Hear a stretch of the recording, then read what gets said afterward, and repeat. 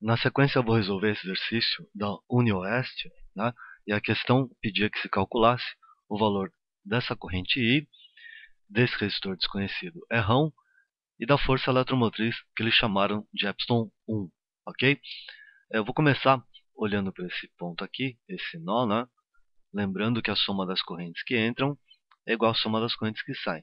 Então, nesse nó aqui, acompanha o cursor, está chegando 6 amperes vindo aqui de baixo. E está saindo 4 amperes para a esquerda. Portanto, essa corrente que vai para cima, né, seria 2 amperes. Tá bom?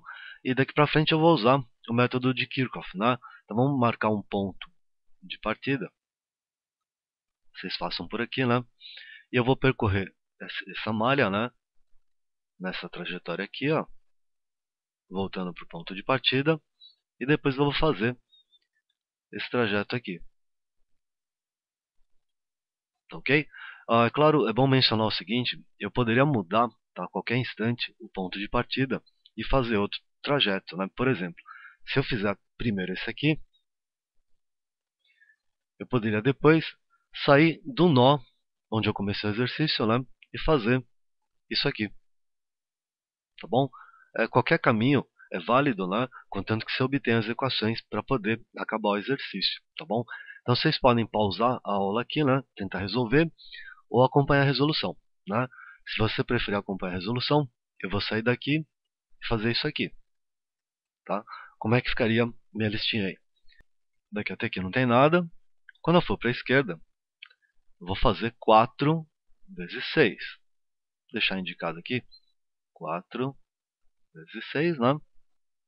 Resistência vezes a corrente. Passo para cá, chego aqui, faço uma curva para baixo, não tem nada, não vai escrever nada, né? Aí eu vou para a direita.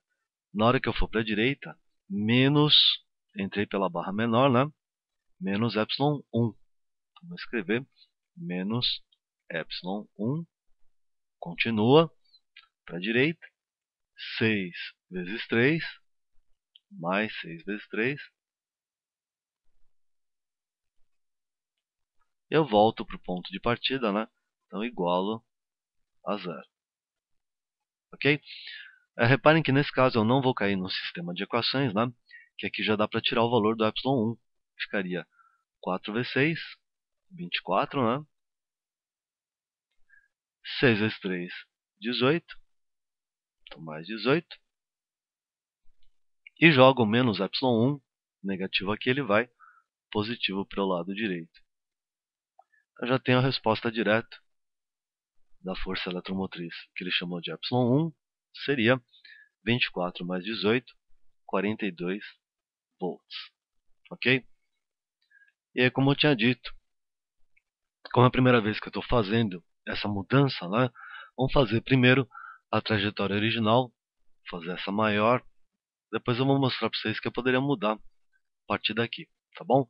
Então, partindo do ponto inicial que eu marquei, vou subindo, aqui não tem nada, vou para a esquerda, então fica 2 vezes R. Vou escrever lá 2R. Continua, menos 16, né? Você entra pelo negativo.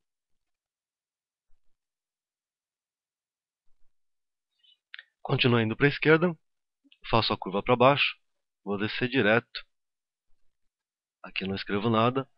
Menos ε1, eu já sei que é menos 42, né? Eu acabei de descobrir o valor do ε1, tá bom? Mais 6 vezes 3.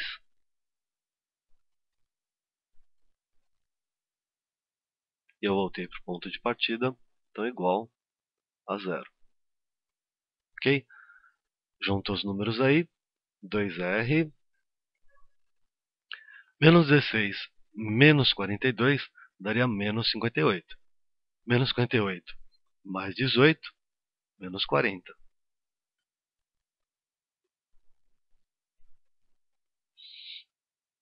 Isso tudo igual a zero. Passo 40 para lá, 2R igual a mais 40, né? Então eu tenho minha segunda resposta. O R igual a 20 ohms. ok?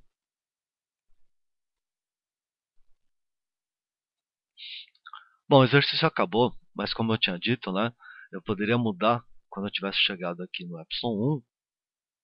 Como eu disse no meio do exercício, quando eu tivesse calculado o epsilon 1, eu poderia ter mudado de ideia e partido desse nó e feito esse caminho aqui.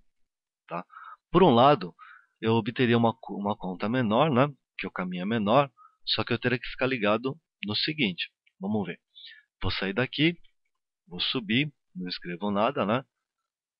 Aqui eu escrevo 2 vezes R, o valor da corrente, pela resistência. Continua aqui, menos 16.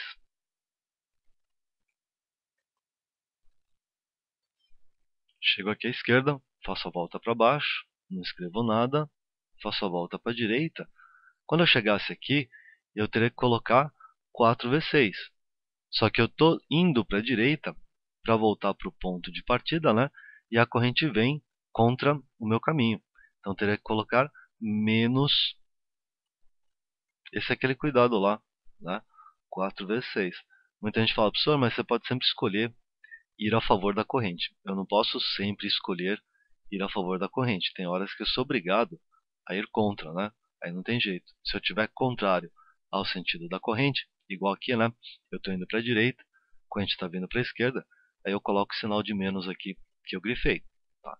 Aqui seria só acabar a conta, né? 2R menos 16 menos 4 vezes 6 é 24, né? Menos 16 menos 24 seria menos 40. Isso igual a zero. Claro que aqui eu poderia parar, né? 2R igual a 40, eu chegaria na mesma resposta aqui. Né? Mas é legal você perceber que nesse método aqui, é só você lembrar as duas regrinhas, né? Resistor você multiplica pela corrente, tá? E lembrar se você está entrando pela barra maior ou pela barra menor do gerador ideal, tá? No símbolo do gerador ideal, para colocar mais ou menos o valor da voltagem. Lembrando isso aí, não importa o caminho que você siga, né? Não importa qual opção de trajetória que você faça, se você não errar nas contas, né? Você sempre chega no resultado final. Tá? Então esse método é extremamente confiável. Né? Coloquei esse exemplo para finalizar, que seria o típico exemplo, parece perfeito para o método. Né? A ideia é a seguinte, você tem um circuito aqui, esses pontos, esses 3 pontinhos aqui do lado direito e aqui embaixo, significam que o circuito prossegue, né? Mas que não te interessa o que tem do lado direito, do lado esquerdo e do lado de baixo, tá bom? Só que tem um problema, esse não te interessa, né? Não te permite a princípio ter uma visão geral do circuito, né? Então aqui você poderia aplicar cegamente, né, a lei de Kirchhoff, que a ideia funcionaria. A questão é calcular a DDP entre os pontos A e B, né? Então se vocês recordarem, se eu partir de um ponto e voltar para o mesmo ponto, eu igualo a minha listagem de tensão a zero, né? Agora, se eu partir de um ponto e parar em outro diferente, eu vou obter a DDP entre esses dois pontos aí, tá? Vamos fazer isso então. Saindo do ponto A, a primeira coisa que eu encontro é um resistor de 6 ohms. Então, vou multiplicar pela corrente 4 amperes. 6 vezes 4. Positivo, né? Porque eu estou a favor da corrente. Tá bom? Continua. Aqui eu tenho 5 volts. Eu entrei pela barra negativa, né? Pela barra menor. Então, coloco menos 5 aí. Não vai multiplicar pela corrente, hein? Cheguei aqui, eu vou ter que descer para chegar no ponto B. Então, na hora que eu descer, eu encontro uma resistência de 2 ohms. Você multiplica pela corrente, né? Agora é 3. Então, mais 2 vezes 3. Tá? E, finalmente, eu tenho 4 volts. E eu entro pela barra maior. Então, coloco mais 4. Chegou no ponto diferente, chegou no ponto B, você não iguala a zero. Você faz a conta e vê, isso aqui vai ser a DDP entre A e B, tá bom? Então seria 24 aqui, continuar aqui embaixo, menos 5, mais 6, multiplicação sempre primeiro, né? Depois você soma e subtrai, mais 4. Agora eu poderia somar e subtrair na ordem que eu quiser. Aqui dá 10. 10 menos 5 dá 5, né? 5 mais 24, a resposta que eu quero é 29 volts. Então, a DDP entre esses dois pontos, né, é 29 volts.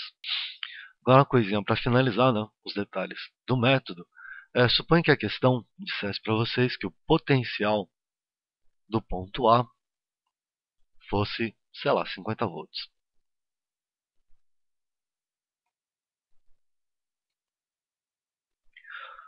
Que é uma rápida divagação, né? Vocês ainda não aprenderam oficialmente a noção de potencial de um ponto, né? Você vai ver isso em eletrostática, tá bom? De qualquer modo, vocês podem lembrar que eu sempre comento em sala de aula que quando você vê uma tomada, né? A tomada tem dois furinhos, esquece as novas, tá? Senão você não vai entender. E esses dois furinhos, quando a gente fala que a tomada tem 220 volts, por exemplo, vocês recordam, né? Que eu falo para vocês que um furinho pode ser 110 volts de tensão e o outro menos 110. Tá? E daí? Então, quando eu falo que a tomada tem uma voltagem de 220 volts, na verdade eu não estou falando de um valor de voltagem, estou falando de uma diferença, né, de voltagem. Daí o nome DDP, diferença de potencial. Então, a diferença de potencial na tomada seria quanto nessa minha brincadeira? Seria 110, um dos furos, né? Menos o outro que seria menos 110. Então daria os 220 que a gente fala no cotidiano, tá bom? Reparem que se eu fizer ao contrário, menos 110, menos 110, daria menos 220, né? Mas a princípio, para as equações de eletrodinâmica, isso não tem diferença, né? Que eu trabalho com o potencial em módulo, né? Tá bom? Então, se eu perceber que a voltagem que eu falo no dia a dia, na verdade, são duas, entre aspas, voltagens, né? Aí fica fácil, pelo menos dá para você tentar começar a entender o conceito de potencial. Vamos voltar para a questão, né? Eu perguntei o seguinte: sabendo que o potencial do ponto A é 50 volts nessa questão, qual seria o potencial do ponto B? Aí é só para lembrar que quando eu falo para vocês, se eu caminhar de A para B, eu vou obter a diferença de potencial entre A e B, na verdade a ordem é essa, seria VA menos VB. Ponto onde eu parti menos o ponto onde eu cheguei. Tá? Então, nesse meu caso, VA menos VB deu 29 volts. Como eu sei o valor do VA, que é 50, né? Faz a continha. Nem precisaria. Se o VA vale 50, o VB tem que valer 21 volts, né? Para dar 29 volts na diferença de potencial. Tá bom? Mas se você tiver dúvida, volta lá, faz lá 50 menos 21, dá 29 e está certinho. Ok?